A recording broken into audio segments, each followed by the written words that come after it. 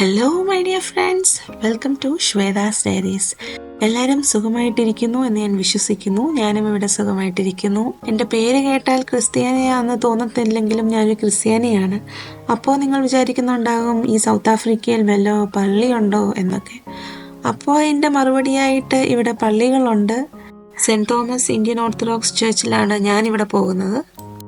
ഈ പള്ളിയുടെ അകവും പുറവും അതിൻ്റെ ചുറ്റുപാടും ഒക്കെയാണ് ഇന്ന് നിങ്ങളുമായിട്ട് ഞാൻ ഷെയർ ചെയ്യുന്നത്. പിന്നെ അതുപോലെ തന്നെ ഈയിടെ ഞങ്ങൾക്കൊരു ഡെക്കറേഷൻ ചെയ്യാൻ വേണ്ടിയിട്ട് പറഞ്ഞിട്ടുണ്ടായിരുന്നു അച്ഛനും കൊച്ചമ്മയൊക്കെ. ഒരു കല്യാണത്തിന് വേണ്ടിയിട്ടാണ്. അപ്പോൾ അതിൻ്റെ റിലേറ്റഡായിട്ടും ഞാൻ കുറച്ച് വീഡിയോസൊക്കെ ഇതിനകത്ത് ഷെയർ ചെയ്യുന്നുണ്ട്.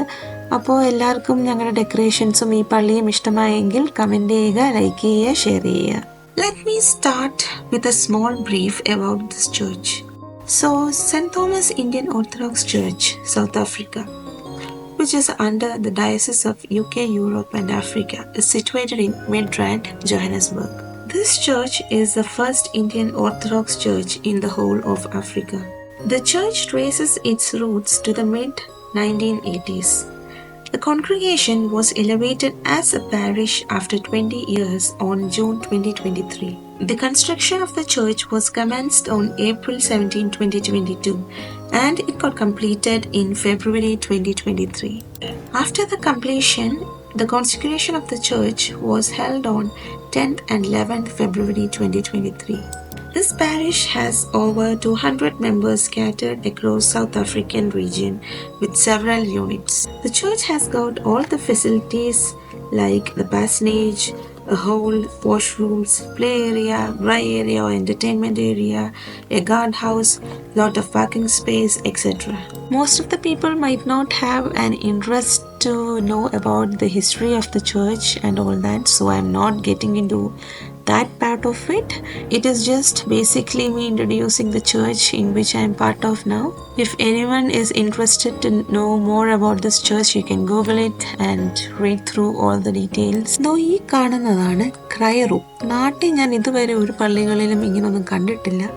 പക്ഷേ പുറത്തുള്ള സ്ഥലങ്ങളിലൊക്കെയുള്ള പള്ളികളിൽ ഇതൊക്കെ ഞാൻ കണ്ടിട്ടുണ്ട്. അപ്പോൾ അങ്ങനെ പണിഞ്ഞപ്പോൾ ഇവിടെയും ക്രൈ റൂമും ഓഫീസ് റൂമും ഒക്കെ പള്ളിക്കകത്ത് തന്നെ പണിഞ്ഞിരിക്കുന്നത്. കൊച്ചു പിള്ളേർക്ക് വേണ്ടിയിട്ടുള്ള മുറിയാണെങ്കിലും cry room last play room ആകാറാണ് പതിവ്. ഈ വീഡിയോ ഞാൻ എടുത്തിരിക്കുന്നത് അത്യാവശ്യം നല്ല ഉച്ച സമയമായതുകൊണ്ട് തന്നെ ജനലിൽ കൂടെ ഒക്കെ ഭയങ്കര വെട്ടം ഇങ്ങനെ അടിച്ച് കയറുവാണ്. അതുകൊണ്ട് എത്രമാത്രം ക്ലാരിറ്റിയോടുകൂടി നിങ്ങൾക്ക് കാണാൻ പറ്റുന്നുണ്ടെന്ന് എനിക്കറിയത്തില്ല. തുടക്കത്തിൽ ചെറിയൊരു പള്ളി പണിയുന്നു എന്നും പറഞ്ഞുകൊണ്ട് തുടങ്ങി ലാസ്റ്റിൽ ഇതൊരു അത്യാവശ്യം വലിയ പള്ളിയായിട്ട് മാറിയിരിക്കുകയാണ് പണിഞ്ഞു വന്നപ്പം. ദുഃഖവെള്ളി, ഈസ്റ്റർ, ക്രിസ്മസ് അങ്ങനെ പല പല ഫങ്ഷൻസ് ഒക്കെ വരുമ്പോൾ ഒത്തിരി ആൾക്കാരുണ്ടെങ്കിൽ മണ്ടയ്ക്ക് നിൽക്കാനുള്ള സൗകര്യവും ഇവിടെ ഉണ്ട്.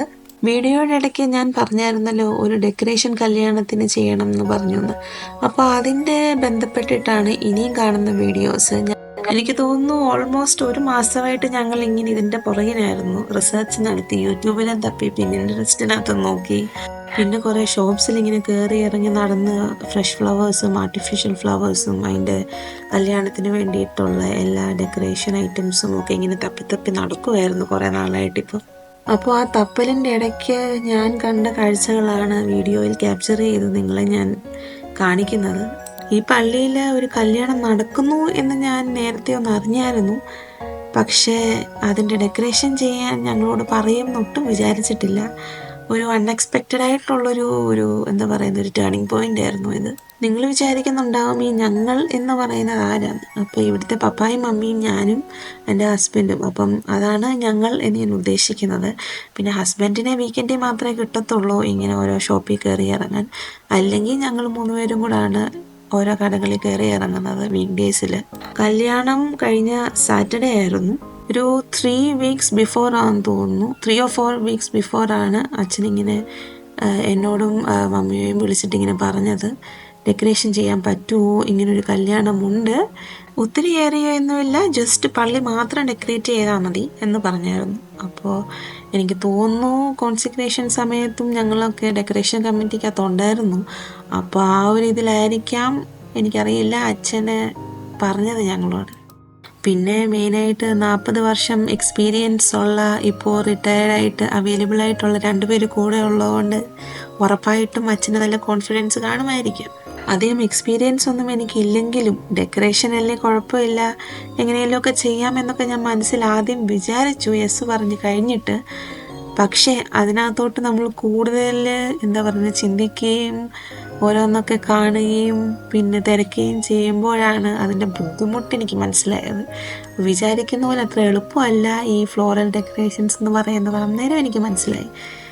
അങ്ങനെ ഒരു തോന്നൽ വന്നു കഴിഞ്ഞപ്പോഴത്തേക്കിന് പിന്നെ എനിക്ക് ഭയങ്കര ടെൻഷനായിരുന്നു. എങ്ങനെയായി തീരും, ആൾക്കാർക്ക് ഇഷ്ടപ്പെടുമോ അതോ കുളവായി പോവോ എന്നൊക്കെ ഉള്ളതായിരുന്നു എൻ്റെ മനസ്സിൽ ഫുൾ ടൈം.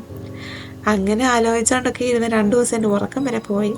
ദൈവമേ, 2 ദിവസം കൂടെ ഉള്ളു ഇനി കല്യാണത്തിന് എന്തായി തീരും എന്നൊക്കെ ആലോചിച്ചിട്ടായിരിക്കാം.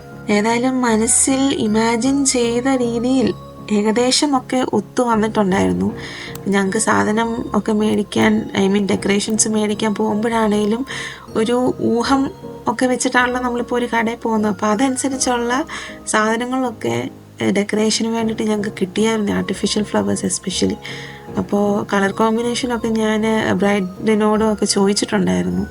അപ്പോൾ അവർ പറഞ്ഞ അനുസരിച്ച് അതുപോലെ ചെയ്യണമെന്ന് എനിക്ക് ആഗ്രഹം ഉണ്ടായിരുന്നു. അപ്പോൾ അതനുസരിച്ച് ഞങ്ങൾ പോയി തപ്പിയപ്പോഴും ഏറെക്കുറെ നമുക്ക് പ്ലീസിങ് ആയിട്ട് തോന്നുന്നതൊക്കെ അത്യാവശ്യം മേടിച്ച് വെച്ചിട്ടുണ്ടായിരുന്നു.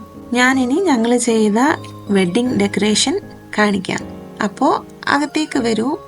അപ്പോൾ പുറത്ത് കാണുന്നതാണ് ആർച്ച് ഞങ്ങൾ ചെയ്തത്. കോൺസെക്രേഷനും സിമിലറായിട്ടുള്ളൊരു ആർച്ചായിരുന്നു ഞങ്ങൾ ചെയ്തത്.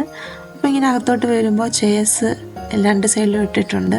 അപ്പോൾ ആ ഏരിയയിലുള്ള ചെയർസിലെല്ലാം ആർട്ടിഫിഷ്യൽ ഫ്ലവേഴ്സും ഫ്രഷ് ഫ്ലവേഴ്സും വെച്ച് ഓൾട്ടർനേറ്റീവായിട്ട് ഞങ്ങൾ വെച്ചിട്ടുണ്ടായിരുന്നു.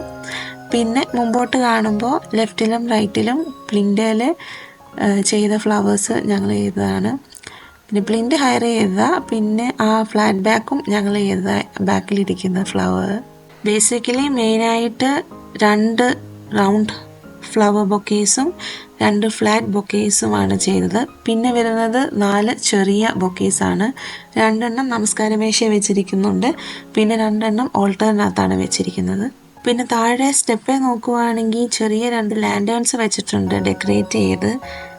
ശ്രദ്ധിച്ചിട്ടുണ്ടോ എന്നറിയത്തില്ല, ഈ കാണുന്നതാണ് ലാൻഡേൺസ് ഞാൻ പറഞ്ഞ ഒരെണ്ണം. അപ്പുറത്തെ സൈഡിലും അതുപോലെ തന്നെ ഡെക്കറേറ്റ് ചെയ്ത് വെച്ചിട്ടുണ്ട്. പിന്നെ ഞങ്ങൾ അവിടെ കാണുന്ന വിൻഡോസേൽ 4 വിൻഡോസേ മണ്ടയ്ക്ക് ഇങ്ങനെ ഡെക്കറേറ്റ് ചെയ്ത് വെച്ചിട്ടുണ്ടായിരുന്നു. ഫ്രൈഡേ രാവിലെ ഞങ്ങൾ പോയി ഫ്രഷ് ഫ്ലവേഴ്സ് എല്ലാം മേടിച്ചുകൊണ്ട് വന്നു. എന്നിട്ട് ആ 4 എണ്ണം ചെയ്തു. അത് കഴിഞ്ഞ് വൈകിട്ട് പള്ളി വന്നിട്ടാണ് ബാക്കി ചെറിയ 4 എണ്ണം ചെയ്തത്. പിന്നെ ബാക്കി ഡെക്കറേഷൻസ് എല്ലാം അന്നേരമാണ് ചെയ്തത്, ഫ്രഷ് ഫ്ലവേഴ്സിൻ്റെ. അത് കഴിഞ്ഞിട്ട് സാറ്റർഡേ രാവിലെയാണ് ഞങ്ങൾ ഈ ആർച്ചൊക്കെ ചെയ്തത്. ഉച്ചയ്ക്ക് 1:30-2 കല്യാണം. അത് കഴിഞ്ഞിട്ട് വൈകിട്ട് റിസപ്ഷൻ ഉണ്ടായിരുന്നു. അപ്പോൾ അവിടെ ഞങ്ങൾ പോയി റിസപ്ഷന്. അപ്പം റിസപ്ഷൻ്റെയും വീഡിയോസ് ഞാൻ ഇട്ടിട്ടുണ്ട്. അവിടുത്തെ ആ ഒരു ആംബിയൻസും ഡെക്കറേഷനും ഒക്കെ നിങ്ങൾക്ക് കാണാം. അത് ഞങ്ങളല്ല കേട്ടോ ചെയ്തത്. പിന്നെ അവിടുത്തെ ഫുഡിൻ്റെയും വീഡിയോസ് ഞാൻ ഇട്ടിട്ടുണ്ട്. അപ്പോൾ കണ്ട് എൻജോയ് ചെയ്യുക. ഞാനും എൻജോയ് ചെയ്തു. Special thanks to Stanley Achan, Bernice Kochama, groom and the family and bride and the family for trusting in us. എല്ലാവർക്കും ഞങ്ങളുടെ ഡെക്കറേഷൻസ് ഒക്കെ ഇഷ്ടപ്പെട്ടു എന്ന് കരുതുന്നു. As usual, please like, share and subscribe to Shweda's Diaries. വീണ്ടും കാണുന്നിടം വരെ stay safe. Bye bye.